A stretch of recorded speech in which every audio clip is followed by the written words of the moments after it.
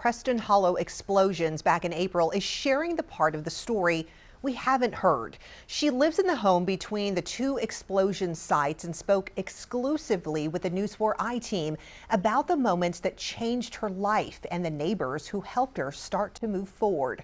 Jordan Elder has the story.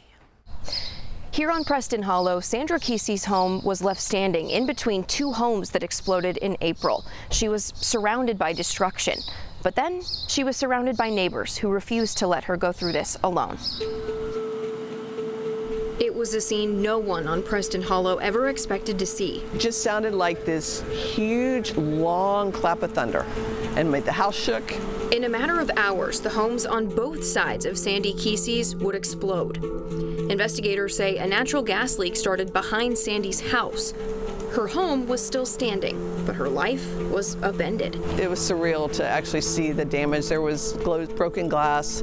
Pictures were still on the wall, believe it or not, but broken glass, holes in the ceiling, debris everywhere.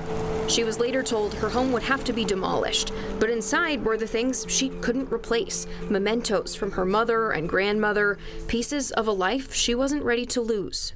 And I wasn't going to be allowed to go in and get anything else. And neighbors say if there's one thing to know about Sandy, she's not a sit around and wait for it to happen. She's getting stuff done. I came and I sat on the curb across the street from my house so that I could see what was going on and find out what was going on.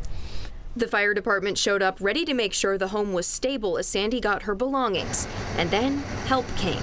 This is the community of Preston Hollow helping Sandy. And the next thing I know, there's just neighbors from everywhere showing up with boxes and towels, trucks. They're bringing their trucks, they're loading up.